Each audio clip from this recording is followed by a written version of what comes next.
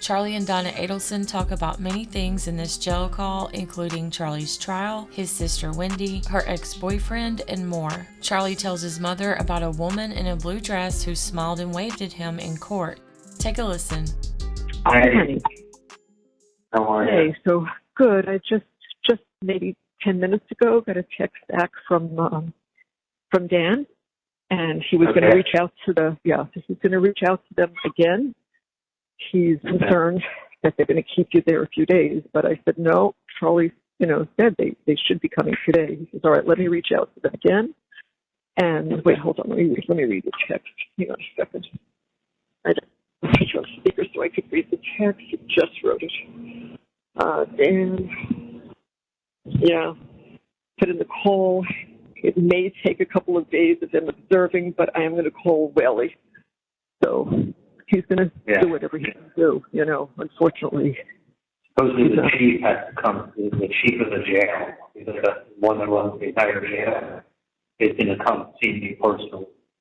Who is Whaley then? Is he the chief or there's someone else? No, Whaley's the sergeant who's in charge of classification. All right. So maybe he has, I think, somewhat of a relationship with him. Yeah, he has a relationship with him.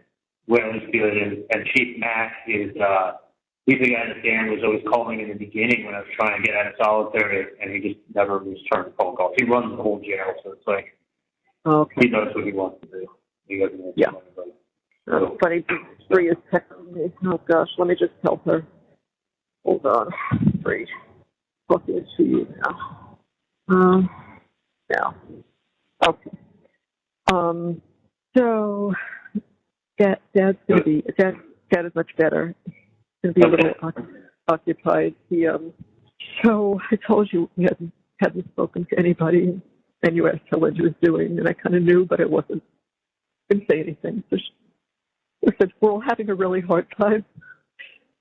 And she came over.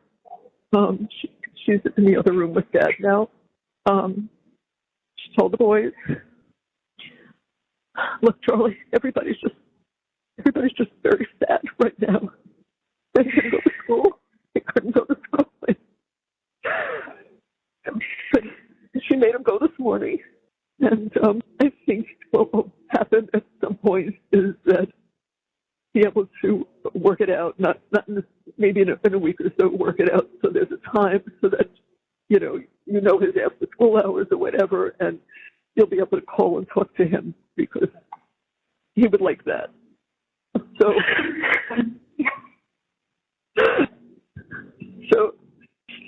they're going to be fine. They're kids, things recover real fast. But I didn't know this until she came over because she didn't want to talk to me or tell me anything without being here in person.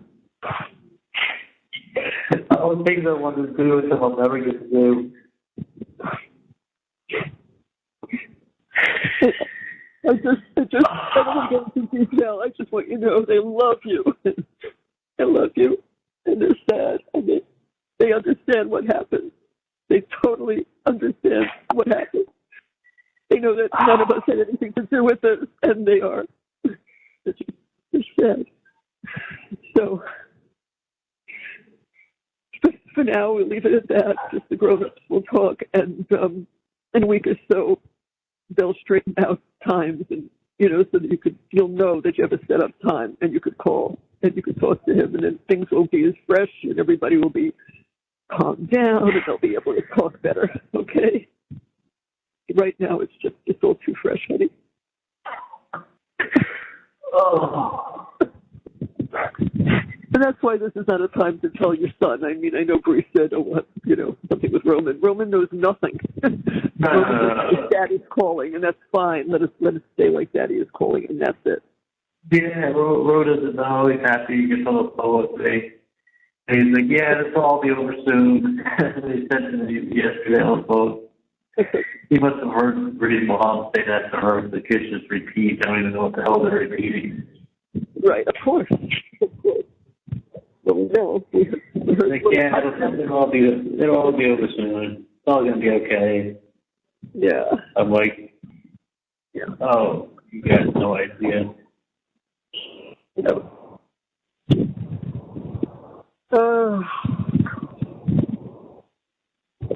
Anyway, Dad's talking to her now, so I can't put either one of them on right now. That will happen. It can't happen right now. Okay. In the meantime, you got me, and you've got Dan, and you've got Bree, and we will hang in there until I sent Janice a copy of the pictures. I made like 6 pictures of the copy of the Jerry's patio receipt, because they do it on the light green paper, and it's got like a old-fashioned carbon with blue writing. It's very hard to read, so I took lots of pictures, like close-up and distance, and the exact address of which Jerry's patio store it's at, and so I sent all that last night. Told her it wouldn't be ready till after the 11th, and so at that point, she could go get them. So I did that. What else? Dad's going to have to still arrange with the electrician to go to Whale Harbor, because he can't rent or sell a house that has no lighting working in the living room. So it's got to get done one way or the other. So he's, not today, too many other things, but he's taking care of that. And if we can't do that, I have other people that are going to make calls to me and take care of some things, because we have more important things to do. So we're getting things that were on a time frame. We're getting those things finished. So, yeah. So, we texted June. Funny, they're like talking like friends now. I guess people were pretty mean to June. We felt bad. She reached out to June. She's like, Bree's telling me that June is so sweet. She's like, she told me the same thing. Yeah. She's like, June is really so sweet. She's like, she feels bad for her. She's like, she may not be the brightest goal, but she's sweet and she cares about you. And she was actually kind of, Yeah. What was that? What did they put out, an APB for June and Chinda? Can't find her. Hold on a second. I can't find her. Hey, thank you. Hold on a second. Hey, thanks for coming through. All right, buddy. I hope to see you soon. Yeah. No, it should be good, man. Thanks for checking on me. Just come back and say hi when you can. All right, yeah. That was one of the guys that are E2 that are trustee. Can't give them back to the fish. Oh, wow. That's the commissary? Yeah, coming in to give them my food back from that I gave them. That's nice. He said I gave it all away. Come back and give it to me. I'm sitting in solitary. Yeah, because I got notification that something was delivered, but I don't know. Maybe they delivered it somewhere else. No. When did you order it? It was delivered. I'm trying to think if it said yesterday. I think something was delivered. It said your order has been delivered. That's why I always say to you, "Oh, did you get it, honey?" And you go, "Oh yeah, I did." No. This time I don't know. No, I don't know what it was that you ordered. I ordered a giant. That was from okay, but no, it doesn't come till Monday. You don't get delivered tomorrow. No, Tuesday it was delivered. Yesterday it was on my whatever. When did you order it? When did I order it? Let me go back and look at my computer and because you have to order by Sunday to get it for Monday. Remember you said you weren't ordering me anything this week. I know. I thought I wasn't. That was maybe from the previous week. I don't know. I don't want to say anything. Yeah. Let me just go back outside. You didn't order me anything because we thought I was coming home. Right. Except why am I getting? I know, but I'm wondering why I'm getting something that it always comes after a delivery. So that's what I thought was odd. But I don't know. I'll tell you later. I'll look at it later. I don't want to bother with it now. So you were saying that you have all points bulletin for June of Chinda? say that again. You broke up. They put out an ATV for June and Cynthia. She didn't hear that when they wanted her. She was, maybe you didn't hear the judge when June was supposed to testify. Oh, they called her early. She told her to come at like 2:45, and I guess they were running ahead of time, so she went somewhere. Oh, because that's what she said. And then her phone went off during the. He says that was my alarm to come in, and they were. Yeah, that's my alarm. You're supposed to wait in that witness room, and she didn't wait. I guess she went for a walk, and so that's when the judge said, "Do you have a nice tour of the courthouse, June?"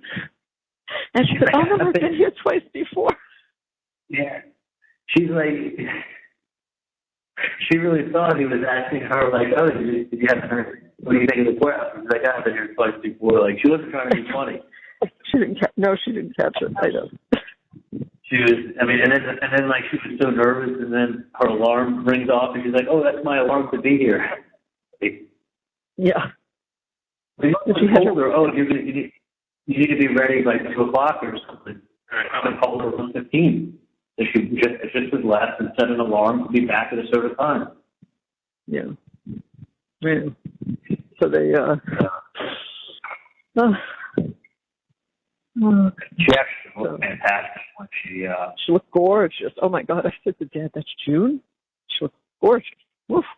Yeah, she did her hair. She never does her hair. She never really wears makeup either. I don't think she wore any makeup. She's just she looks fine. She looked beautiful. Yeah, but she was sweet. I didn't know what they would believe when they said, "Do you still have feelings for him?" She said, "Yes, I do. I still love him." And I'm thinking, shit, is that good? Is that bad? It doesn't matter. It doesn't matter. There's nothing that she testified to. Yeah, she was just being honest. And even Bree said, "You know what? She was just being super honest."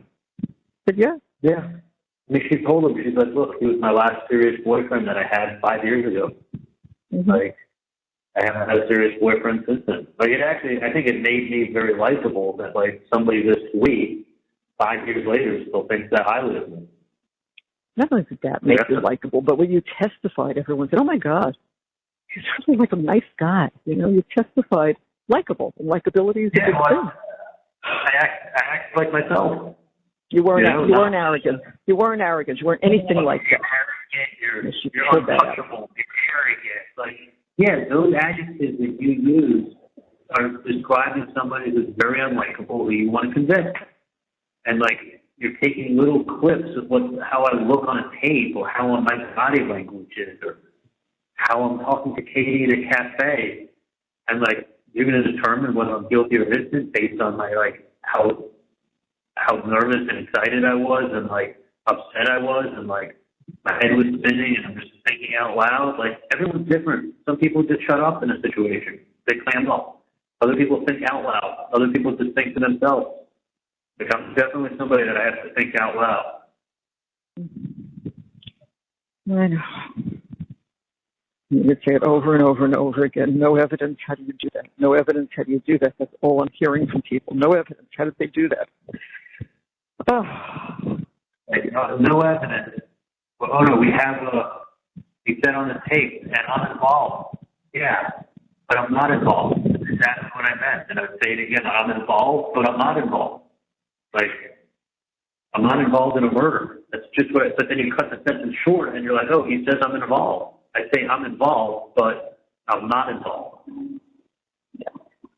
Like, it don't matter. Like, we got emails, we got Wendy's book. You talked Wendy out of buying a house for 5 different reasons, not one reason. I mean, I could see if I said, "Hey, Wendy, here's one big reason not to buy a house." I said for 5 different reasons. Like, I would have given the same advice. You take snippets. You take snippets that are out of context, that don't mean anything, and you think that's yeah. Well, that speaks to motive. Like, I guess you could say anything speaks to motive. You know, anything involving any communication I have with Wendy must speak to motive. Like, I know. You know, I mean, basically the way they put this case together, the way they point fingers at everything, and they're just throwing everything in this pot of soup. I mean, it backfired. backed off a little bit at the end when they're like, did you say Wendi Adelson's on trial here? No, but the same evidence against Wendi is the same evidence against me. Like, that's right. She was showing up in his house that morning. Like, okay, well, if Wendy's not on trial, why are we talking about it? Like, she either had knowledge, and that's why she went to the house, or she had no knowledge and was going to the same liquor store she always went to. Right. So she knew the route, went the old way. It was an extra 7 minutes out of her way. She didn't care. She was on autopilot. Like, as Dan said, when there's when Dan said when there's an alternative to what's being presented and it makes sense, that's reasonable doubt. It just has to be reasonable doubt. It doesn't have to be anything more than just reasonable. He said, and there's beyond reasonable, beyond. I mean, he was. Yeah. I mean, and the way, I mean, I don't know if it's me, but when I was listening to her give jury instructions, it sounded like, y'all, if you feel, that you think y'all are smart, if you think it's reasonable that he's guilty, then you look guilty. I'm reviewing that today. I know exactly what was said. He was pulling it up. I know. She made it sound like if you think the Chiefs are better than the Dolphins, vote for the Chiefs. Like, don't be silly. You know the Chiefs are better. Okay, I'll place my money on the Chiefs before the Dolphins, but not beyond a reasonable doubt. Like, what does a reasonable doubt mean in a first-degree murder case? Like, did the person present something that did happen, actually, that is different than what you think happened? It's not that. All the other coincidences these people didn't want to hear. A coincidence is something that you can't explain. Right. It's just, it's just a coincidence. There is no explanation for a coincidence. There is no explanation for the TV repairman, for the TV comment by you that the TV costs about $5, and that's the present that I bought Wendi when she got divorced. That's a fucking coincidence. Very ironic that TV gets brought up 3 times and it wasn't planned. Very ironic. Like, if you said to me, what are the chances that the TV's getting fixed on the day that this happens, and that's her alibi, and you pick TV and talk to me? If you were a betting person, what would you say? Not even 1 in 100.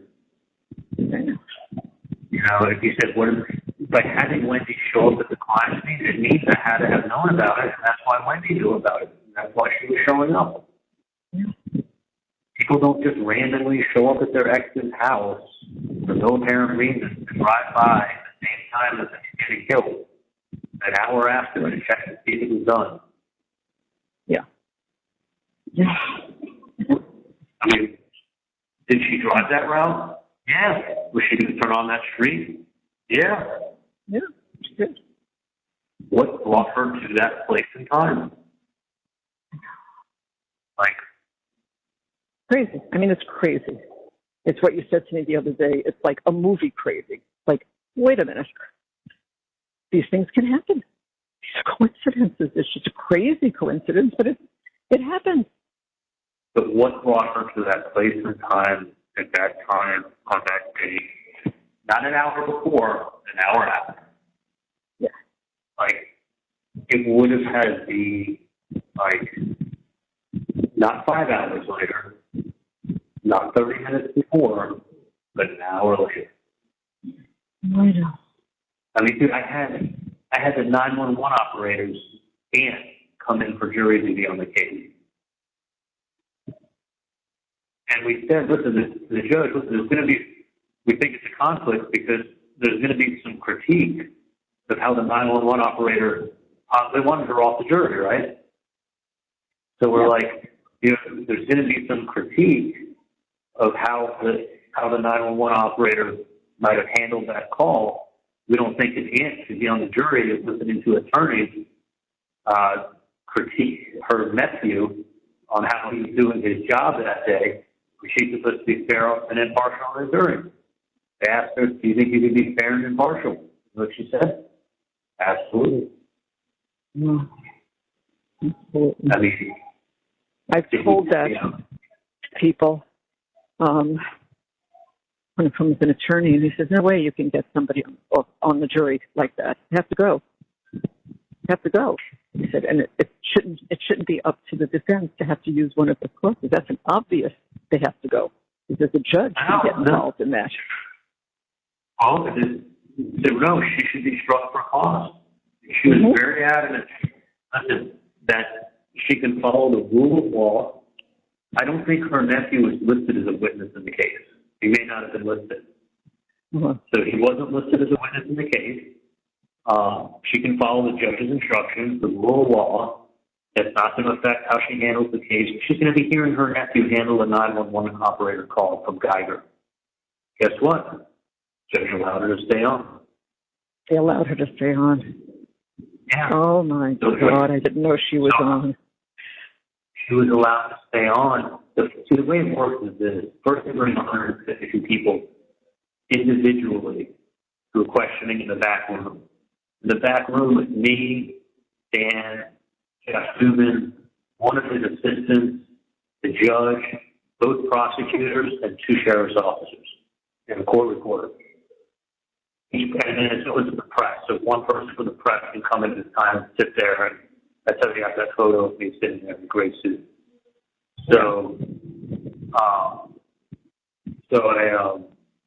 they said to her, can you set those feelings aside that you have, even if there's critique of the 911 operator caller, and handle your duties as a juror?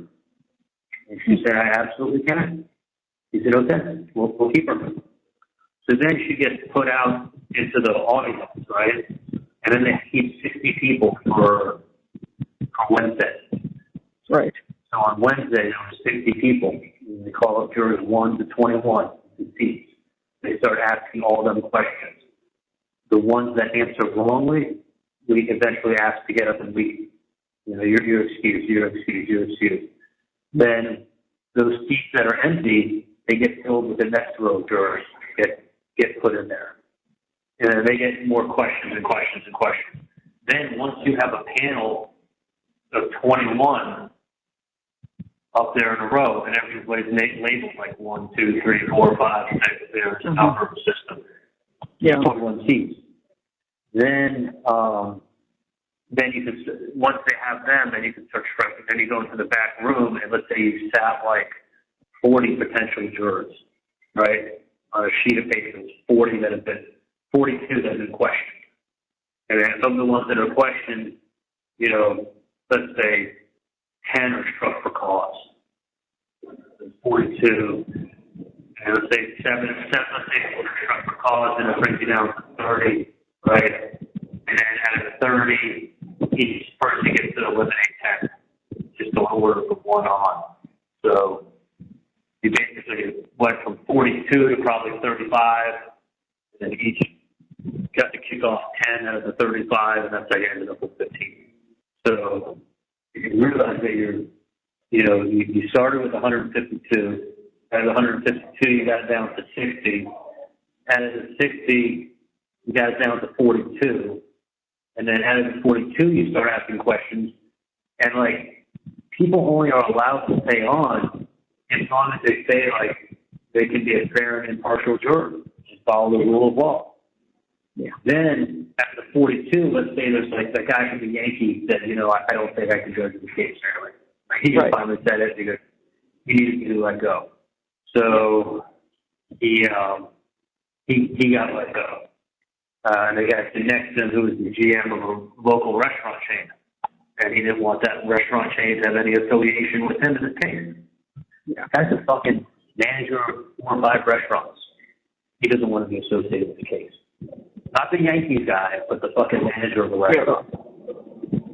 Oh. So, you got Josh Dubin, who did a fantastic job interviewing people, fantastic job asking them personal questions about themselves, really trying to find out how these people think, what kind of jobs they've had, where they've worked in the past, how they look at different situations. He asked the panel, is it odd if somebody keeps a large sum of cash in their house? Do you think do you find it suspicious? Or do you have a problem with that? Or what does it make you think? And one lady was they asked her, what's a large sum of cash? And one lady's well, I think if someone has $3,000 in cash in their house, That's very odd. Like that's an awful lot of money. And then one lady who was a black lady, whose husband or her father, she said her father was a roofer, was in the roofing business. Mm-hmm. And she said she remembers he had a top drawer in their house that had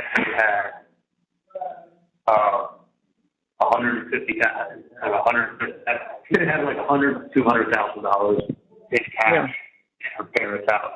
Or maybe he was in the construction business. And she said he had 250,000. She said her parents liked to keep cash, and he was in the business, and he kept his cash at home.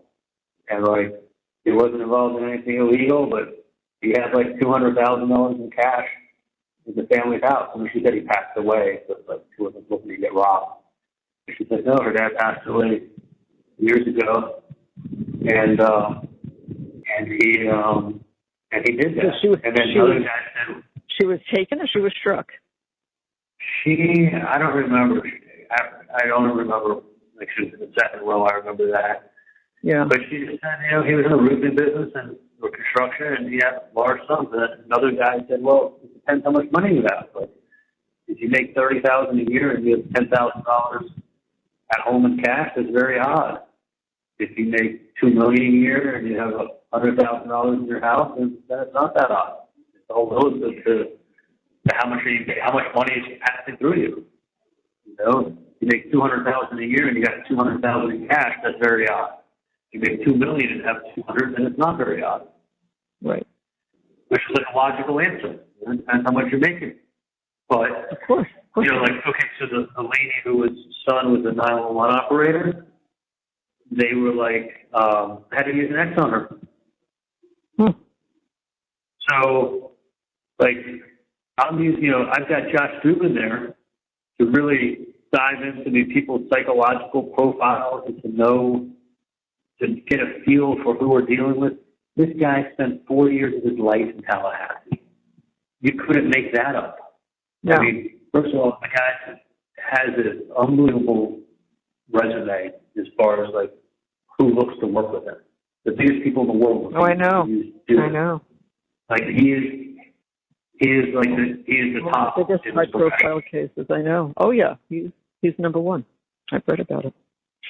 He's number one that you're going to use. Okay. What is the probability that somebody would be number one in that? I mean, first of all, there's a lot of lawyers and there's a lot of people wishing they could beat him.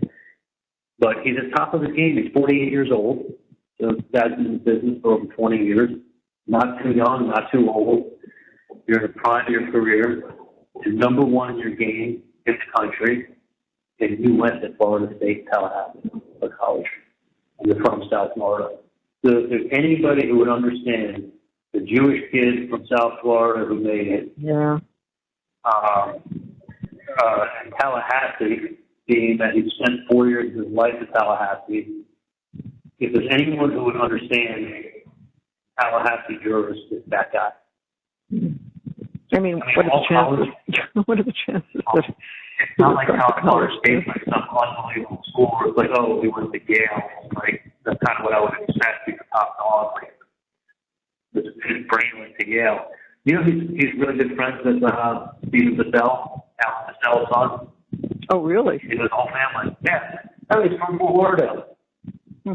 Fort Lauderdale Plantation. Wow. Yeah, I know. Oh, yeah, he's a local guy. He was roommates in college with Ronnie Caponera. Ronnie Caponera was on the wrestling team. That's friends with Evan Brown growing up. So in middle school, high school, I hung out with him all the time. He was Dubin's roommate at college. When he was sitting with me, he goes, Ronnie Caponera? I go, yeah, of course, Ronnie, the wrestler. He's like, yeah. He didn't tell me then, but when we were in court, I go, how do you know Ronnie? He goes, I was his roommate in college. I'm like, oh, my God. He's like, yeah, I told him that I was representing you. He said, tell him I said hi. But, like, in a small world, sometimes it's, like, ridiculous how coincidence, you're right? Jewish from South Florida. We know the same. Me and him know a whole bunch of the same people. You know all these Tarragona people I graduated with that went to Florida State. You know, I mean, he's just a little older than you, this one. Wow. Yeah, it's like years out of it. Years out of it. And he's at the top of his game, goes to Tallahassee, and we're sitting there. It's like, yeah, the 911 operator's hand is on our jury. I guess we gotta use an X there. That's great. Like, it wasn't picking normal people who you could, like, see what they know about the case or know about them. I mean, it's people who have, you know, nothing but a negative perception of you. Right. Nothing but starting so far in the negative. And you throw these coincidences in. Listen, coincidences, people give you the benefit of the doubt if they like you. If they hate you, they're not giving you the benefit of the doubt. That's a fact right there. I mean, I just thought that. But doesn't that sound true? Like, if somebody doesn't like you, they're not giving you the benefit of the doubt for anything. Yep, it's not one benefit. It's a lot of doubts, and it's your life. It was not like, all right, I'm going to put him away for 3 years. He's selling drugs. It's not like that. This was like, you know, if you feel like the Dolphins are just, you know what, if you think he's guilty. Yeah, the way she summed it up, it's like, yeah, I think he's guilty. Okay, well, not. Is there another possible explanation? Oh, no, he sent her kissy face. You're the best. Okay, well, I've sent the same message to Danny, who's working on the fucking roof in the AC. You know, I don't really put that much thought into my emojis and 3 or 4 words of thanking someone. Thank you for that. I'm so lucky to have you. Great job. Like, whatever. Like, that kind of context. You know, with a little sarcasm, that they go ahead and they'll take the sarcasm and go, oh, no, there's no such thing as sarcasm. You're buying presents for it. No, never bought the guy a present in my fucking life. He's buying presents for his daughter. No. I hear promise. I gave Kate something from Bud that she asked me for weeks earlier. And then as I was doing it, I gave it to her. I thought, you know what? Instead of I think I'm hooking up with her and I'm giving it to her. Maybe you're better off saying it's for me. It would be all right. Like, I was joking around, half serious, joking around. Like, of course. I didn't want the guy to tell that. You can tell.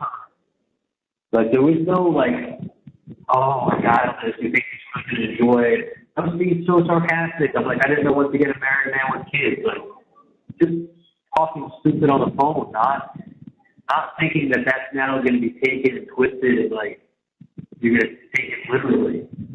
It was the same bag that she had asked me for that's on the wire weeks earlier for her. She said, can you get me some Bud from Bud? Yeah. That's her exact words. And so it was, can you get me? So I finally gave her. I tried to meet up with her. I couldn't. She was avoiding me. Like, holy shit! It wasn't even close to being a fair chance. Yeah. I'm like numb and full. Yeah, you're shocked. You're angry. All of that. I know. It's like, what are the 4 stages? It's shock. It's anger, it's disbelief, and then eventually you get over, right? Is that like the 4 stages, you know what I'm saying? Yeah. I mean, Dad and I are like you. We keep looking at each other, but it didn't really happen. Oh.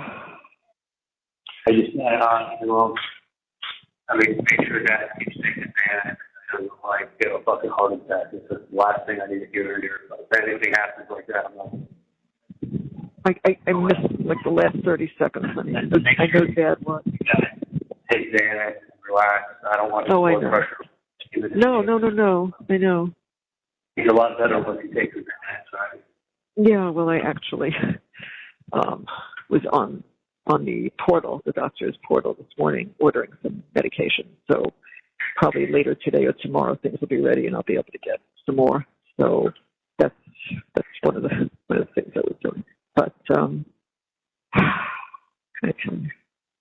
thought when Janice said to me, I want to take one of the I'm taking one of the TVs. I thought she was kidding. I'm like, oh, please, so ridiculous. So when I was glad she said she would take the dog, but and obviously not looking to kick her out, but she needs to actually start looking for something. That's all. I'm not telling her tomorrow, but just she needs to start looking around because that's why she finds. What I said to her was, I don't know what my parents are planning on doing, but I can tell you that it's either going to be rented or sold. I said, I'm not telling you you need to get out next week. Right. But I'm sure, it's going to go in that direction because, Janice, I ain't coming home. Right. All right, you told her, so let me give her a little space. Let me give her like 2 weeks, and then I'll tell her because I have to make other arrangements. That's not high on the list. I told her there's a million other things that are taken care of now. Yeah. I mean, if you keep that house clean enough, you can show the house with her in it. Oh, yeah. No, I would. Honestly, I'm not looking to kick her out, to list it, and then, kick her out and then list it, and have it sit for 6 months vacant while she could have been living there. Like, I don't want to do that to her. No. But she'll keep it clean enough. You can show it with her in it. What do you think time-wise is reasonable? Because I'm obviously not listing anything yet. But 3 weeks? 4 weeks? Should be looking? No, not necessarily to rent it, but to Charlie to get it ready for renting or selling. There's a lot of stuff that has to be cleaned out. The second bedroom you can't walk into it. The one to the right. You can't walk in there because she has tons. She brought it all down from when her parents moved, I guess. Right. And she had to clear out. So there's racks. There's racks and racks of clothes and shoes. It blocks the whole room. You can't walk in there. So it has to be cleaned out and freshened up so that, She can move from storage unit. If she gets the house presentable for showing, I'm fine with her staying there until it's rented or sold. If she can't have it presentable for showing, then she needs to vacate. Okay. So give her a little time. If she has to get a new storage unit for $300, it's better for her to get a new storage all her stuff. Yeah, that makes sense. Just to make it, because if the realtor comes in there, he's going to say, you can show this. So, we'll straighten it out. We'll get to that. That's a few weeks in. Got to go wait. And then mom, for so long, the house became like me. Like that house became like a piece of me. Like I wasn't ever going to leave. I was never going to sell that house. I was always going to keep it. That was my home. Like I literally Charlie, I know. Doesn't seem real. Like this doesn't fucking click. No, reality has not set in. Not set in because it's 48 hours and you're not and you're in the stupid cell and you haven't even gotten out. Not even yet. Hey, what is this? Oh, yeah, man. Thanks. All right. Now, Mom, like, it doesn't seem real. I'm still less than 48 hours, but I came back from the jail. Like, as soon as I got done upstairs, there could be a holding cell downstairs. They walked me off of the van. They put me in a separate area on the van.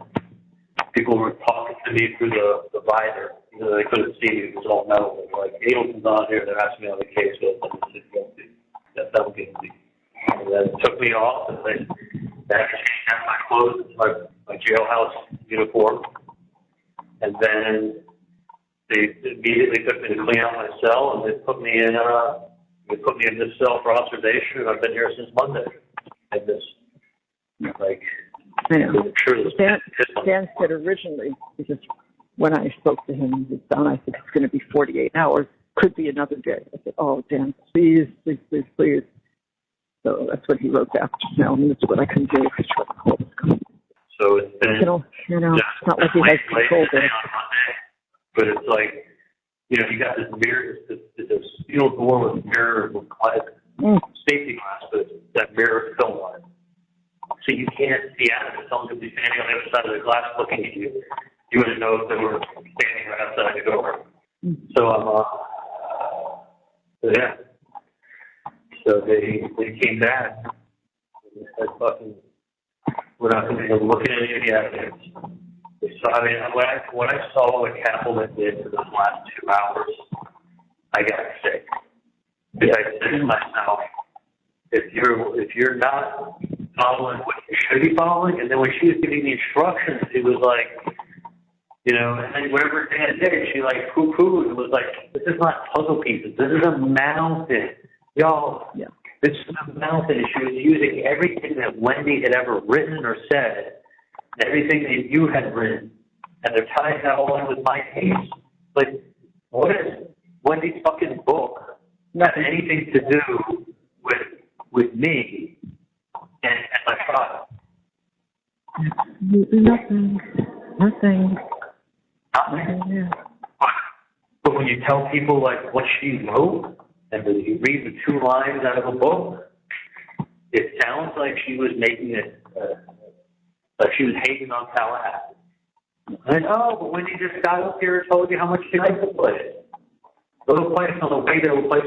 This was just a little stop on it. The wording couldn't have been worse. It said in the book, a little stop on the way to civilization. Just like what you said, you say things. You don't analyze. I'm going to write this. I'm going to say this. I wonder how that will work. No, you don't do that. Well, she probably wrote it in 2008, and now they can sit there and say, look, she was what a good author does. She was foreshadowing. Foreshadowing. I mean, this wasn't. When he said this was an imaginary character, I mean, an imaginary character who's husband's a professor in North Florida State with 2 kids. The town that sounds just like Tallahassee, the Panhandle, on the way to stop along the way to civilization. It was the clue. Like, she's even writing it for you guys. Like, holy shit. Everything Dan did, everything that we had answers for, everything that we could explain. You can't explain coincidences. I mean, I wish you used another object that it was just said they asked for $5,000. Why you said this TV is fine, she was just being careful, whatever. Has nothing to do with TVs. It must be something with TV repairman, TV Joe, TV code. Obviously, it keeps coming up. Don't tell us we're stupid. Like, it became like that with the coincidences. The coincidences were like, it was like meant to insult. Like, Wendi just happened to show up at the house an hour later. Drive up. Wait a little person.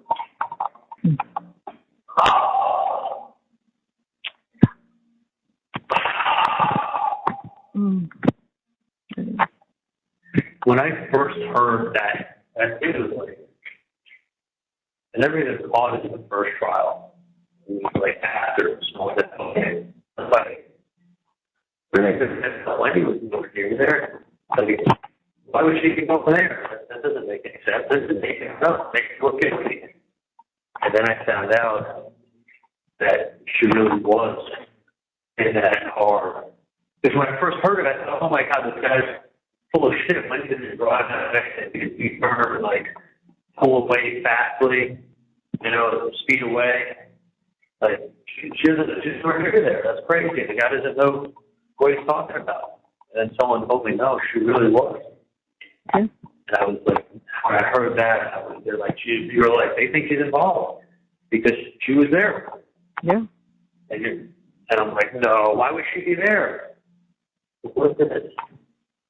That's because then they said to her, you saw that. Why didn't you call the preschool to see how the children were? Why didn't you see how Danny was? Well, why would she think there's a problem?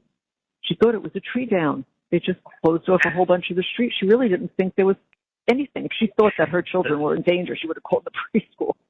They said all the fire rescue was gone, the paramedics were gone, the road was blocked, and it had yellow tape. Well, yeah, that was it. Well, that would make perfect sense.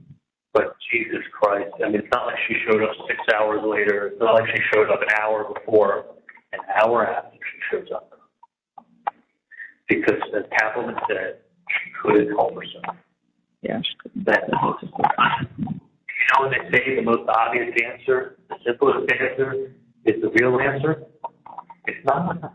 I mean, what's the most obvious answer for Wendi leaving her alibi and then showing up there? What's the only answer you can have? And as soon as she leaves her house, she doesn't show up on the street. It's just so stupid. It's ridiculous. It's so stupid. But here's the thing. What's the most obvious answer? I just wanted to see if it was done. She couldn't help herself. Couldn't help herself. Don't be fooled, ladies and gentlemen. What do you think she's doing showing up there at elevator? I mean, every time you tell someone it's a coincidence, what you're really doing is telling them not to. Don't believe this. Don't believe what looks to be true. It's just a coincidence. Like, when facts line up, sometimes the facts line up because it's what happened. Right. Other times the facts line up because it's a coincidence. Yeah. Like, a lot of times facts line up because this is really happened. And then people go and say, man, that's just a coincidence. Like, sometimes coincidence, which is really what they were. And all the explaining doesn't help. All the explaining. You start with, yeah. I mean, you start, was it a coincidence that, like, she wrote that in her fucking book? Yeah. There's probably modeled after her, and she was just pretty much saying, like, she just saw Tallahassee as never a permanent stop. She didn't really need to say, like, on the way to civilization to make it seem like this place ain't civilized. She's above. I'm better than this place. And when someone says this is not civilized, you're saying, like, this is not up to my standards. That's what Katherin wants to show. Wendi was unhappy. Her mom was unhappy. She and Charlie was unhappy. It doesn't affect my life one bit. Not one drop. I haven't lived in the same town as Wendi since 1995. When she lived in Miami with Danny, I can't even remember her having lived in Miami. I have to be reminded. I probably saw her twice. Yeah, I know. When I lived down there, so busy working or whatever, I would have been on some holiday when they come over your house. Probably saw her at your house. It's unfathomable. Like what I saw in trial, what it turned into on that one day. It was like the air got sucked out of the room. It was, I can't even describe it other than that. It was like what went from being like I literally came in that day knowing Dan is the fucking closer, and we're gonna close the thing out because we're, like I felt like we were going into the final inning with the lead, and you got the best reliever pitcher coming in on the mound. Like he's not gonna screw this up because he's in his sleep. There was too much evidence to review that it could possibly be done that day. We knew it had to be at least one more day or at least 2 more days. And then they're walking back in. They had lunch, and I thought they weren't even writing when he was telling them to look this, and this up. It was. They looked up nothing. No, they looked up nothing. He did nothing. They did. They put the autopsy photos up for 8-10 minutes each time. It felt like left the photos up on the screen while she's talking twice. I mean, they were in evidence, so they're allowed to bring it up. So in closing, they bring up listen, we calling my parents' home phone number? You were only there for 3 months in 2014. Yeah, 3 months were there. But they put up a chart showing 14. That's what I didn't understand. I mean, it was January, February, and half of March. Yeah, I said, so I called that number a handful of times. They were only there 75 days, not 14, 15, 16. The house was sold in 15. Right. They had already been gone a year by the time it had been sold. So what are we, you're showing up a chart. I'm calling from my cell phone. I'm not calling from a phone phone. I'm not borrowing a phone to call. I'm not having them get a phone, separate phone. I'm calling my parents' landline. They made a demonstrable. They thought it was important. Yeah. I mentioned the landline. The FBI said she looked at landlines because they have to believe that they're more secure. No. You use a landline when the reception's bad on your cell phone. That's number one reason I use it. The only time I said on all the wires I wanted privacy was when, after the arrest, Mike told me, don't talk to Katie, don't talk to anybody about this case. Right. Cannot do that whatsoever. So when Eric calls me up and starts talking about Katie, I go, you know what, I remember Mike said the phone was back, and so don't talk. So I said, Eric, let me call you on your cell phone. I'm going to call you from the landline. That's the one time I really did. I didn't want to do listen to this. I didn't know what Eric, honestly, I didn't know what Eric was even going to say or ask. Sure. That was the reason. That was the one and only time. And clearly in that case, I said, I'm going to call you on a different number. I never said to Katie, hey, give me a different number to call you on. I'm going to call you from a different number. I'm looking to hide. There was no, these people, the juror number 15 totally understood what was needed to bring back a guilty verdict. Like, beyond a reasonable doubt, I mean, no other possible way you can explain this. Not paid, but I generally think that I can't say the word coincidence 3 times in a case to buy it. Very much. Jury has spoken. I need to. I'm going to listen to that as soon as I finish some of this other stuff. I'm going to listen to that excerpt because I wanted to hear her exact words. I want to have those words. And I'm sure she didn't screw it up. She's not screwing anything up to make it an appealable case. She's not going to leave she's not going to leave that window open. Not on this case. People screw up cases all the time. This was her sensible to go, this was her big case. Like she did, like the way it sounded, I mean, I know her words were careful, but the way she was presenting it and the way it was coming across was like, use your common sense, guys. No, it was totally folksy. I know what it was. It was folksy. It was like, I was hoping that Dan I thought he was going to say this, is that, you have to be so sure. If he had once said, like, this is something that he says in closing, where he goes, you have to be so sure that you know what happens, that you would be willing to bet your own life, because you're about to take somebody else's life. Mm-hmm. What's crazy too is like when I'm sitting here, when I've been here for the last year and a half, like in my head, I picture myself coming off and walking through the door and walking into my backyard and like seeing my dog and being home. Like that place became me. Like that was like my stamp on that place. It wasn't just a fucking piece of property I owned. No, I know that. I mean, it literally was like me. Like I was a homebody. Like I loved being there. I loved the outside. I loved every fucking part of it.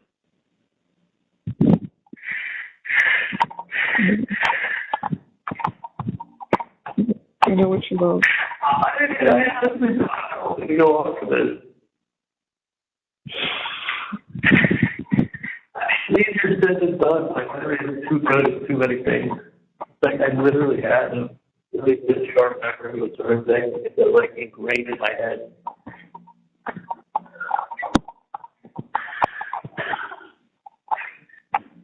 I mean, I don't know what to say. I don't know what to say.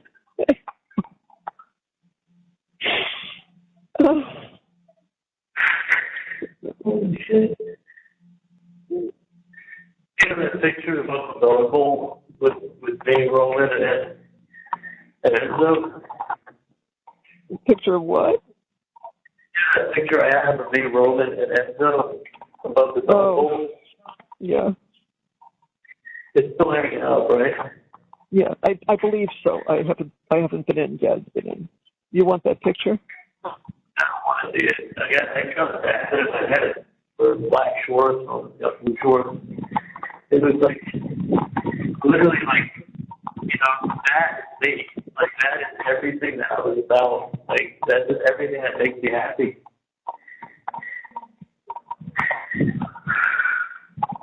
I didn't want much. He really didn't want much. Just want to hang out with my son, hang out with my dog. Like, that's it. Never mess with anyone. Like, that is what I want to do about that.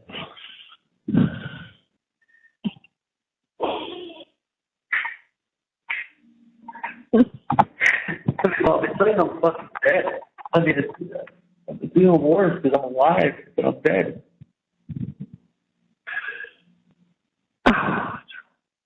I mean, there was no fucking way that trial would be won in Tallahassee. I said to Dan, I said, you can do that case 100 times up here. And he looked at me, and he goes, no, that case was not going to be won up here. And he looked at me, and he goes, no, that shit.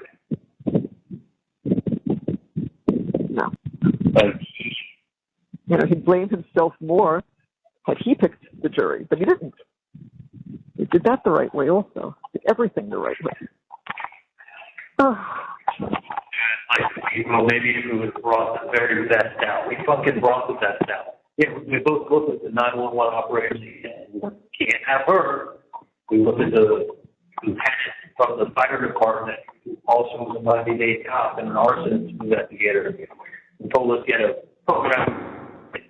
Every case he ever investigated, he never went to court because his cases were so solid, and he was like G.I. Joe of law enforcement. Yeah. He sure doesn't make it down there. That's two. I mean, we just lost two exes for no other reason other than, of course, these people, they all knew about the case. Everyone knew about the case.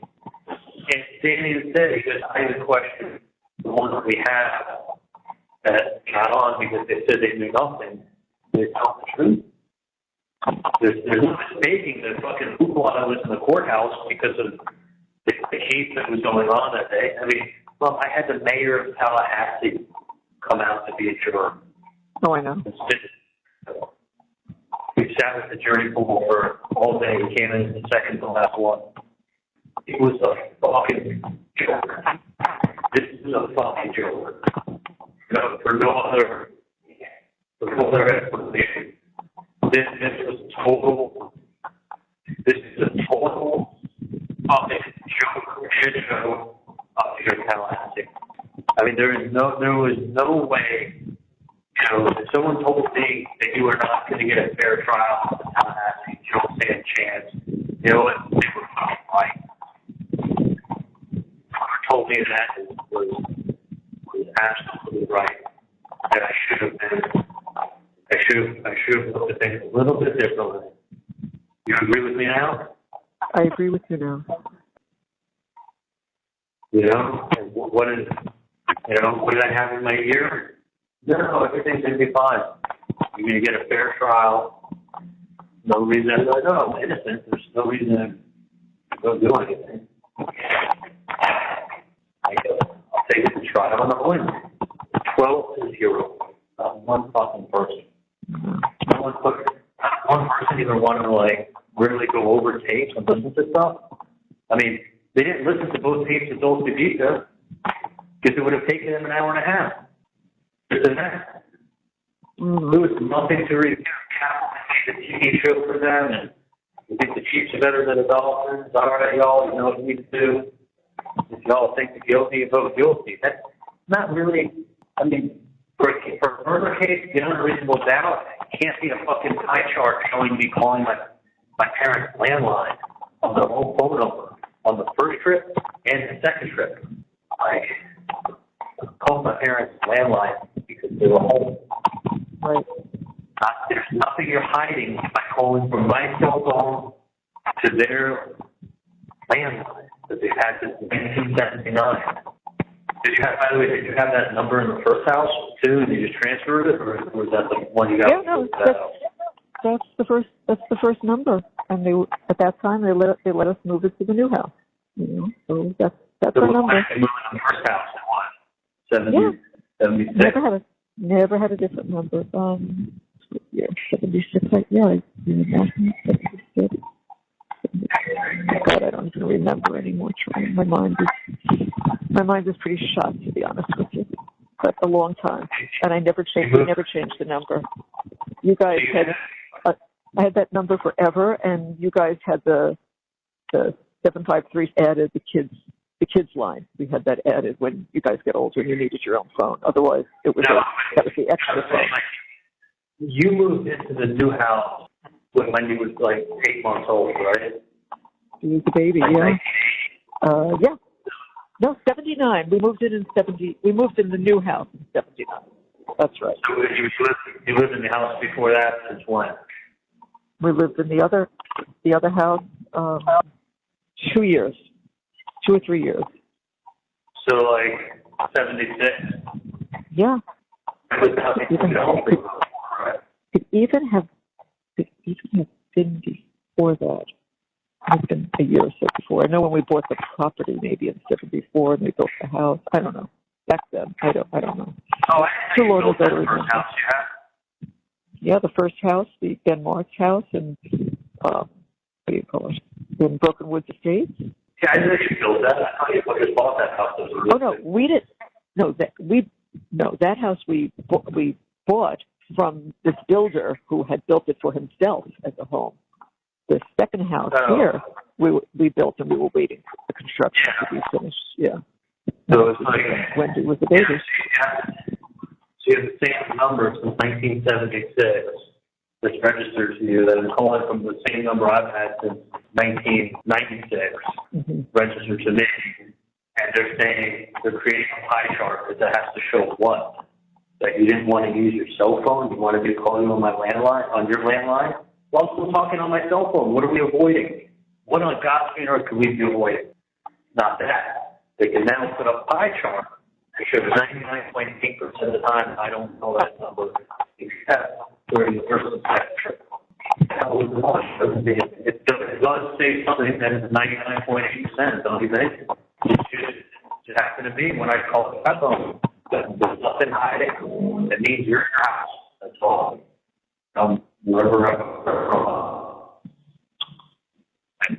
What was that? What was that proof? What? I couldn't hear you. I said, what was that proof? Yeah, what does that prove? It doesn't prove anything. Nothing proves. There's no proof. No proof. I mean, when Jeff was off, the only 2 times he left town that whole summer were the 2 trips that these guys went on. Yeah. That's weird. He really only took 2 trips that summer by himself to leave town, and they were both over the same time these guys came up. I'll tell you what was weird. He testified that we met him 7 or 8 times. Is that what he said? Something like that? Yeah. You know how many times I met him? Once. Yeah. Came to pick up Wendi. I was in with the boys watching them, and Dad spoke to him at the door for a couple of minutes. That was it. That was our one meeting. 7 or 8 times? You really know the Adelson family well. No. Yeah. Oh, one time. One time. What you like to is truth. No. Listen, he thought that he was getting framed for this. Right. He thought for sure that he had just, because Wendi was asking him, what day are you leaving? You know, so and then he kind of throw in there, she wanted to know the route that I was taking. What day are you leaving? Right. Oh, so, yeah, that's what she would ask. She wanted to make sure he was leaving on a Friday. So, and because he would rent a similar car, it's going to look like he did it. Yeah. I mean, he's literally making her out to be the mastermind. I honestly didn't even know. I thought I knew almost everything. I didn't even know until the trial that it wasn't Wendi who even mentioned his name. It was her friend that went into the police station with her. This girl, Jane McPherson, she did it, not Wendi. I didn't know that. But that's not how it came across. So Wendi went to her, and then she went ahead and said it. So they put it together. Like, Jesus Christ. I honestly, I guess for the last year and a half, I was picturing myself coming home. And my whole time here, remember I used to always say, trust me, as long as I get out of here, I'll be fine. I've heard that 100 times, and I said, but That's good. Just be strong. Get through this trial. And it's just really. Oh, I close my eyes, picture good things, coming home to my house. It was the one thing I always said, I want to sit in my backyard with my dog, just relax for a few days. But all I wanted to do. Oh my God. Honey, I'm going to go help Dad out a little bit, and I need to get a couple of calls in that are important. So I'm going to go do that, and then just call back in a bit whenever you want. But I must get some of these things done. I don't know. I've been out here all this time. I left her there. Let me go walk inside. Who's there? Who's here? Now I came out on the balcony so I could speak privately. Okay. I just looked in. I see her. So what's happening? No, what's happening is there's a call she has to make before she can. Call she has to make before she can talk to you. So that's basically what we're waiting for. So I won't be able to. I know I can't. For legal reasons, I can't put her on now. But she wants to talk to you. So we're waiting for the answer on that. So just hang in there, please, and I'll let Dad say goodbye to you. Hold on a second. Don't leave me yet. No. Okay. No problem. Well, I won't. I can't.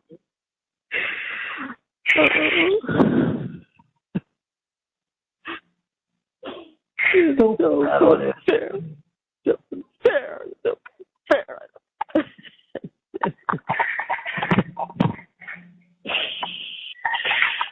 I just want, at least to just get you out of there. I don't want to sit around with people and see me cry anyway. I'll probably sit in my room. Oh, honey.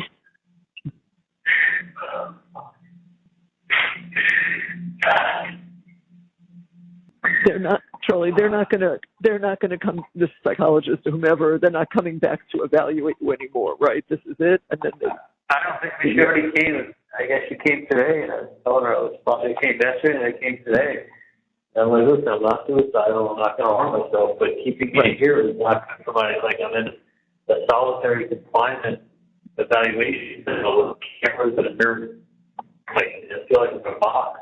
I'm in a little box with like blood and shit on the walls and shit on the ceiling. People are insane that are here. They pee on the floors. They throw shit. They take shit and throw. So I don't touch anything in here. So I'm kind of like the only funny story I can tell you from the trial. So there was a point at which I was standing up just to stretch. I was standing up behind my chair, kind of where the ballast is. And I looked over and I see this girl with blonde curly hair. And she's like okay looking. And then I'm looking at her, and there's this girl sitting next to her who's like smiling at me. She's wearing this blue dress. She's kind of like turned around. I'm like, oh, that girl's pretty cute. She's smiling at me. And I'm thinking, it's probably like some law school students from the school or local. Maybe. Like I've heard sometimes with like people get high profile cases, they get people that like get attracted to them and they become like groupies or something like that. But they're giving me like a really warm smile, like little blonde was like waving hi to me, so I'm looking at them and smiling at them back and I nod my head. And then Dan comes over to me. He says, you know, stop looking at your sister because there's a lot of people here. You know, you shouldn't be like saying hi. I go, Dan, I didn't see my sister. Is my sister here? Or where is she? He goes, that's actually the one thing that's kind of funny. He goes, you were just smiling and nodding your head at her. I go, oh, shit, Dan. He goes, that's her friend Toba, and that's your sister. It was Morgan. She was sitting right in front of the Markels. She was sitting to Wendy's left. Yeah. Or whoever it was. Yeah, I think because Charlie, the girl must lose your sister. I go, oh shit, I had no idea. I thought she was like attracted to me, smiling and like acknowledging me, and I was smiling back. I'd never seen Wendy's hair like that. I guess it's been so long since I've seen her, I didn't realize that was her. I didn't know it until he like called me and he's like, stop because you shouldn't be making contact with anyone in the gallery. Right, I know. I called him out. I thought these girls were saying hi to me. The girl's her sister. Mm. I go, oh. Wow, you never told me that before. What's that? I said you never told me that. I haven't heard that before. Yeah. I didn't know it until after. And I saw them looking at me and like the blonde like gave me a little wave with the hand. Yeah. So I thought people were being friendly to me. Mm. So like, I'm like, man, if he said something about my sister being here, I'm like, where is she? I haven't seen her yet. Because that's what I was just talking to you about. Like, you shouldn't be making contact. I go, I wasn't talking. Where's my sister at? Because that was your sister. Mm. Like, oh, that's crazy. Yeah. And I was only 40 people on. I mean, saw it from the defense table to where she was sitting. It couldn't be more than 35, 40 feet.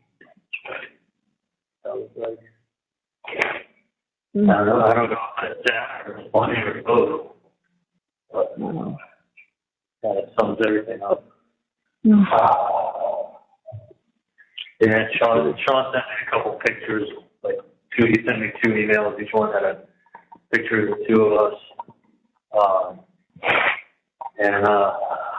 Just posing for a photo of the 2 of us when I've been out there in the last couple of years. I've never been in trouble with anything in my life before.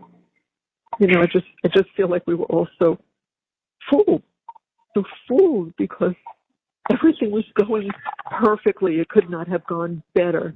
The quote reviews were unbelievable, and when you testified, that was it. That's when people said, you know what? He's actually telling the truth. They had a whole different view of the trial. He was saying all these people that were following it were saying, like, writing all this stuff up, like, okay, it's beyond reasonable doubt. That everything was positive. Like, you understand, I lived there for 2 weeks. And then plus the week before and the week before that Haiti was there, going through everything, getting dressed up, going to court, going to jury selection for the 3 days, doing the case with Dan, watching everything go on, watch us like annihilate witness after witness, like literally like Jeff Lacoste looked like the lying fool that he was. Then following him, switching and turning red and moving, and he looked ridiculous.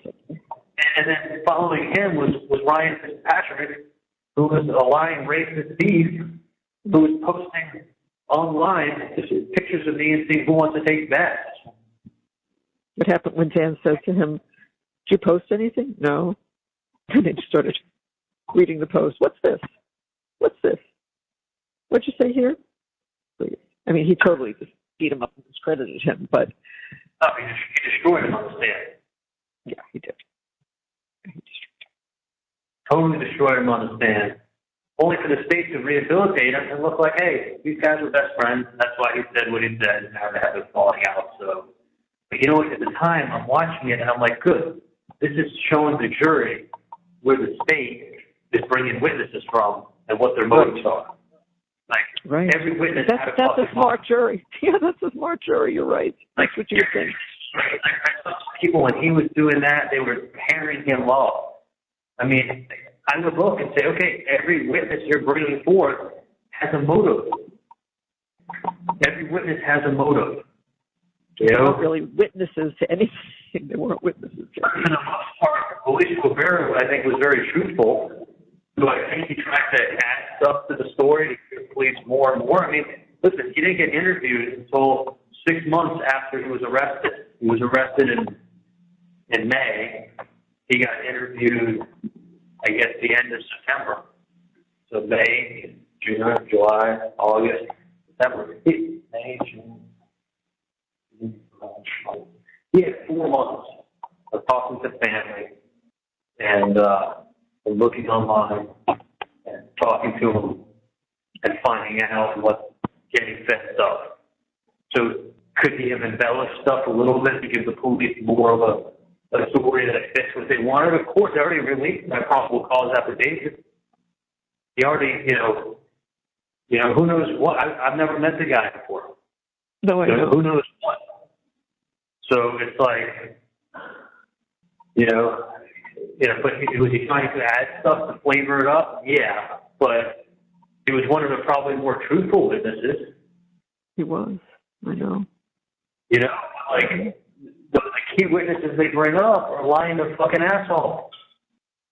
And I'm sitting there thinking, like, you know what? Like, the state's falling behind. They're falling behind. And Dan says to me, like, go up there and, we did not have a script. There was no script at all, Mom. He said to me, you guys know, you need to be able to answer my questions just the way that you're going to answer her questions. Right. You got to be able to answer both equally. And if I give you a script or I tell you the questions I'm going to ask ahead of time, you're going to be firing them back like that. Right. When you go ahead and then she starts asking questions and your responses are real slow and not real good, it's going to be very obvious to the jury that it was all set up, that you're set up with questions from me. Because I want you to be able to answer everything, think about everything, and be the same. So there was no script, and I was the same I was probably less nervous with her than I was with him because his went so long. I was getting mental fatigue while I was talking. Right. Being up there was stressful. So it was actually, as it dragged on, it got a little harder for me to focus with him. With her, it was less time. It was probably a third of the amount of time with him. Yeah. How long do you think I was up there with her? 2 hours? 2 hours. So after 2 hours of questioning, I pulled up to her cross-examination. I give logical answers to every single thing that happened. Yeah. I go into the weekend. I'm getting all these text messages, screenshots from Maria about how great everything's going, how everybody's actually changing, and everything's great. I give my food away on Sunday. I make a couple calls over the weekend. People I hadn't talked to in forever, just feeling good, feeling like, hey, I'm coming out of this. Like I'm actually coming out. And then I walked in, and then she did that with the cut and paste, and she had 2 hours with autopsy photos that she kept putting up for extended periods of time and talking about. And it's not the air everywhere. It was like sitting and watching a Dateline special. I know. It was just going through it again, talking about the book, talking about Wendi showing up, talking about the landlines, talking about all this mound of evidence, kissy face. They dated for 4 or 5 months after. No, I didn't. I broke up with her that week. I can prove it. Like, she's restating facts that aren't facts. And then they go, whatever a prosecutor says during closing is not to be taken as evidence. You're supposed to rely on what you hear during the case. Right. So you mean the prosecutor who's very truthful in upholding the law, you should ignore. Just rely on what you heard during the case. No, you're going to get influenced like crazy by what you just watched for 2 hours. And then Dan, whatever Dan said, she just went and poo-pooed it in her next 30 minutes. Look at the mounds. Like, basically, don't be fooled by the saying it's a coincidence. Her book is a coincidence. Her showing up is a coincidence. TV is a coincidence. Yeah, they all fucking are. I mean, geez, I wish, like anything, I got her something different when she moved out of the house. You got no idea. You could have had me buy any fucking present on planet Earth but that. You look back and you think of all these things, but they have no meaning. She just pulled a bunch of strings together and made it look like Tie it up in a bow. This is it.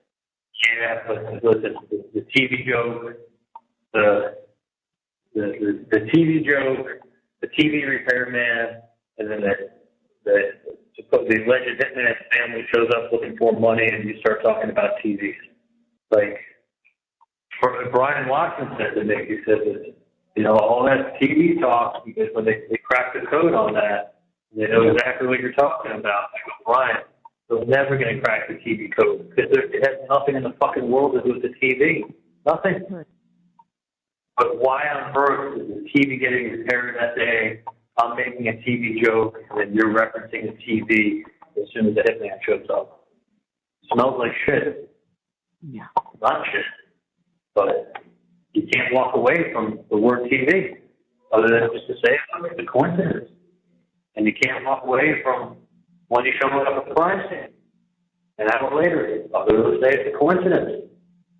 Like, those two things, if there was any meaning, put it this way, if there was any meaning behind either one, you're guilty. But to have both of those events happen, and then they're both coincidences, like, then two things are included. Like, how many times are you going to tell me something's a coincidence before you're going to say that you're full of shit? This question. Like, that's basically how she presented it to the jury. Yeah. And listen, let's put it this way. If there was TV code and it was TV meant for that, you know, then it would be you're guilty. If it was Wendi showing up because she knew what happened, then it means you're guilty. But it was fucking random events, coincidences. But two big ones, it kills you. Like, I mean, think about it. Wendi either showed up because she knew or showed up because it was a coincidence. It's one of those two. And this jury wasn't believing that it was a coincidence. I guarantee if you poll each person on the jury, they're going to say she knew. That's why she was there. Yeah. She had to know. She had to know. She had to know. I mean, it's not even 1 in 1,000. It's not a trip she takes every day on a route to anything. It would only be on a trip. How many times has she driven by that house? Like, and there's 24 hours in a day. So, and she's, other than going and picking up and dropping off kids, she's not going to the house to grab anything or pick anything up, or she'd be like, oh, I was going to go pick up my old bicycle or whatever. She was just on the way someplace. She was going out of her way. Going to the liquor store. She was going out of her way, on her way to someplace. Did she take the most direct route? Nope. So she passed. She lived there, what, 5 years, 6 years, whatever? She knew how to go. That's how she probably went to a liquor store. But it's like, did she take the most direct route from her house to the liquor store? No. Did she pass other liquor stores along the way that would have been way closer? Yeah. Show up an hour afterwards because the cattleman said she just couldn't help herself. I mean, what's the most reasonable explanation? Is the simple explanation. And she couldn't help herself. She knew. And if she knew, then what I said happened couldn't have happened. And it's that simple. And that's literally what they dumbed the case down to. Is if she knew, if we feel she knew, that's why she was there on that time, on that date, then everything else that I said can't be believed. Like, if you follow that logic, she made it cut everything out, make it simple. Like, if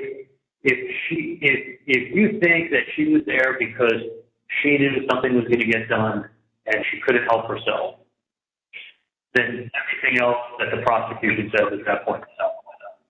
Because then it couldn't have happened the way I said it happened. She had to have advanced knowledge. And if she had advanced knowledge, then I had advanced knowledge, and this was the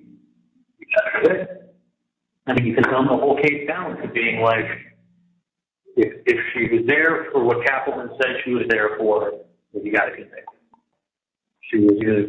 If she was there for whatever Kappelman said she was there for, and Kappelman said she couldn't help herself, based on that alone, you got to convict her. Or do you believe that it was a chance? Okay. It was a chase time. But she was going to a liquor store, passing closer liquor stores, and she probably would have, it was probably a 1 in 10,000 chance that that ever happened. Yeah, that's what you said. I mean, think about it. Like, would you agree? Like, you're traveling 6 miles out of your way to take a less direct route at that time on that day. Like, I think if you're a juror and you want to oversimplify everything, you could say, what's the probability of that being chance versus she knew and that's why she was headed that way? Probably 1 in 10,000, just being a chance. More than likely, she was going, like Katherin said, she was going to check it out. Couldn't help herself.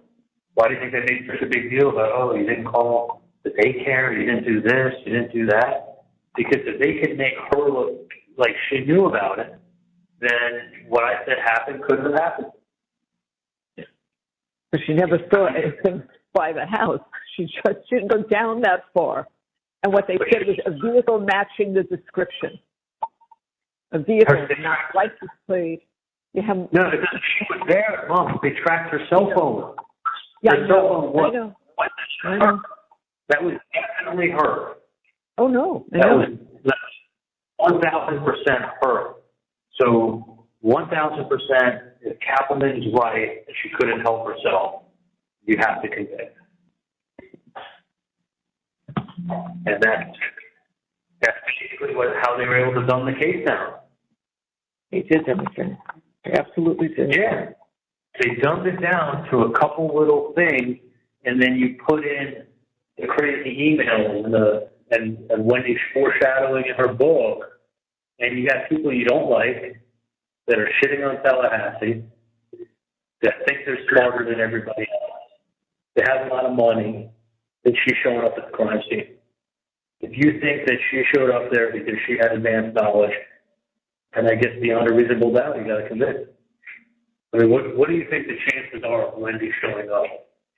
It's more than 1 in 10,000. It's crazy. It's not. It's got to be more than 1 in 10,000 because of the timing. It's not just the date. If she drove by at 8 in the morning, it would have meant nothing. 10 in the morning, it would have meant nothing. Like, 6 at night, it would have meant nothing. An hour after, she's checking because she's getting antsy. Yeah. Those are the things that when you say a 1 in 10,000 chance that she shows up on that date at that time. The code actually being a TV was the joke, and TV was getting repaired, and that was her mom setting up the TV. That was all part of it. What are the chances of that? You know? Like, why pick the word TV? There's lots of words in the English language. Like, that's what they dumbed it down to. Yeah, they did. They dumbed it down to the chances of you using the word TV and when you're showing up at the crime scene. Like, I'm just shocked. I know. All right, I'm just going crazy. Yes.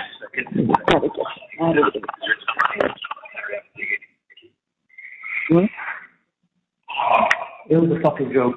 Honestly, like, I should have gone with my... We can't go there. No, but I knew, dude.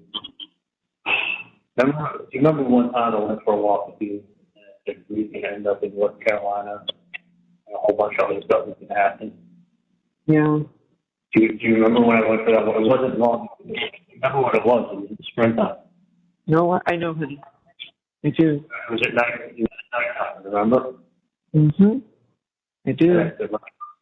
I want to take a walk and get some fresh air. It was a well harbor. Let me tell you something. We ended up going to North Carolina. All this other stuff is going to happen also. I remember. And I said, I'm telling you, this is what's going to happen. Listen, it's 6, 7 months. It'll suck. It'll be 6, 7 months. Everything will be good. The proof of innocence. I wasn't too far off. You remember when we were? We were like halfway down my street. Like, not outside the farm store, outside my house. But like, Charlie, way I could picture it. I know exactly where we were. I'm old, but not that bad. I remember exactly. Not by my house. It was in the middle of the street. It was like halfway between the end of the street and the house. Yeah. And I was like, let me tell you something. This is what's going to fucking happen. I can promise you.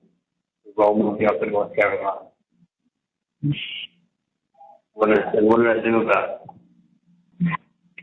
it? It's like, it's just like you're so sure of something, if you have such a gut feeling on something, like I said the other night with Benzo, that why the fuck I didn't act on something, because fuck everybody, I'm taking care of myself, taking care of my dog, like, I know what I mean. I could have acted on my instinct. And my instinct wouldn't be any worse than what I have now, I can tell you that. No, and I had other people who were smarter than me saying stuff. I know. I know. No, you know exactly. I know what you're saying. And I'm like, oh, bad. Gotcha.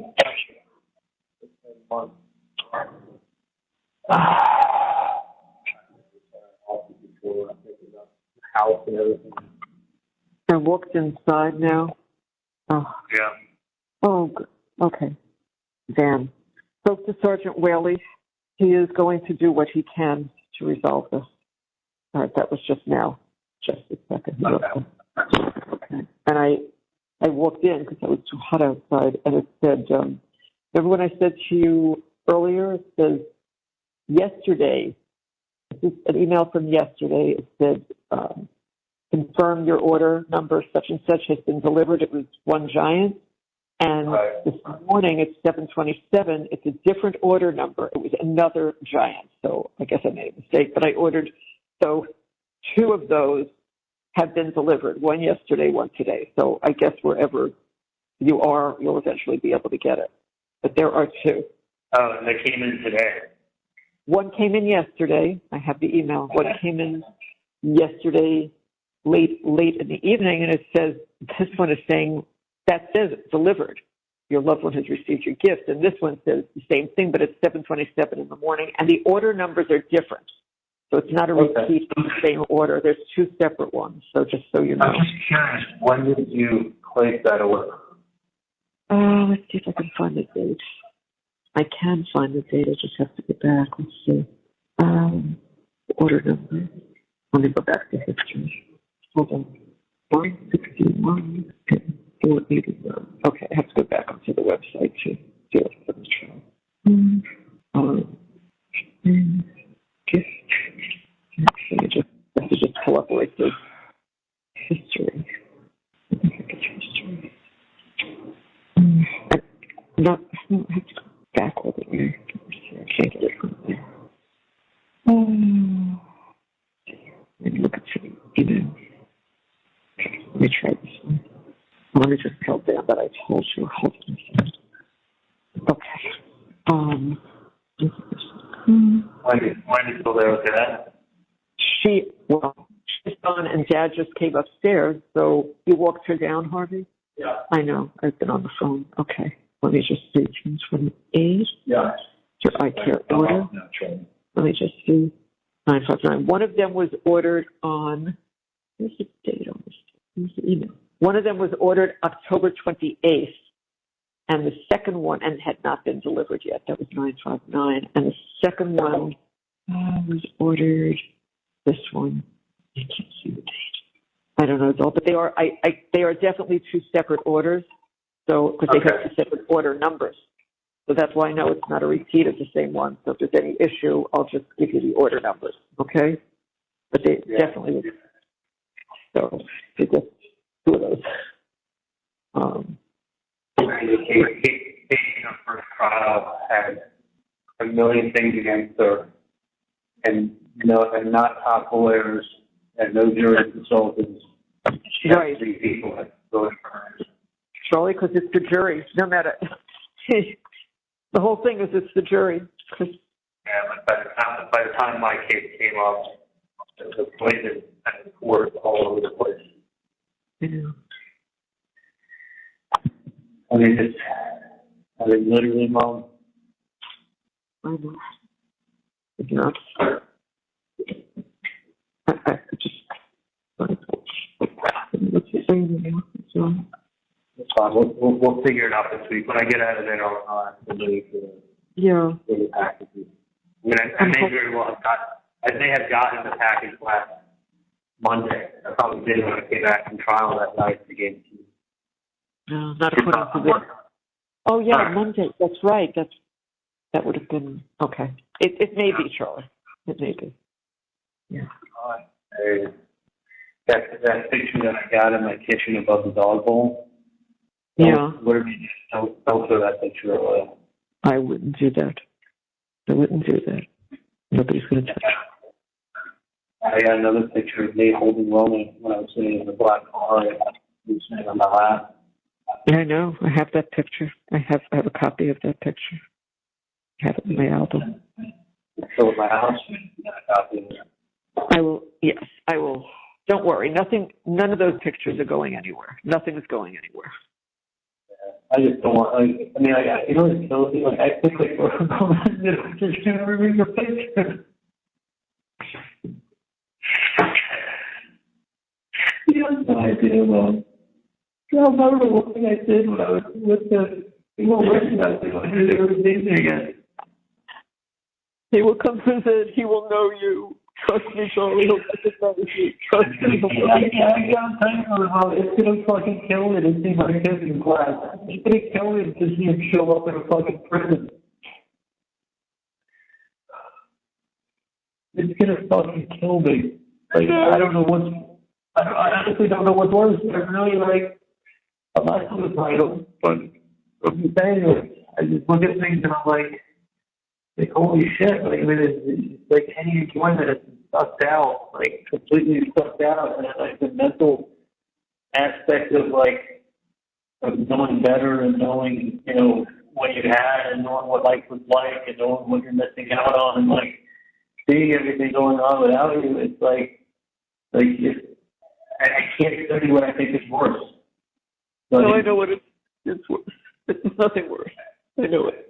I don't know. If I leave because watch everything from above, I'll fucking take that.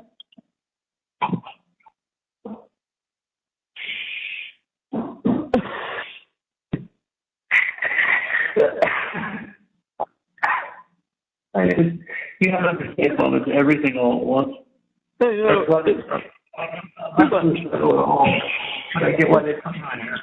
Because it's it's protocol, Charlie. It's just what they do. Yeah, it knows everything and anything, any facet of possible enjoyment, everything that you can possibly enjoy is going to be mental torture. What you're missing, it's buried in concrete. You can hear, you can see, you can talk. You're if the world's going on around you, you're just trapped. It's it's rough, Mom. It's very rough. It's very rough. And I talked to Dan. Dan's realistic, and he's like, "Look, you got to pray for a miracle." Right. Yeah. We have to do. I'm not grasping at straws, but we are trying anything and everything. So we're just trying.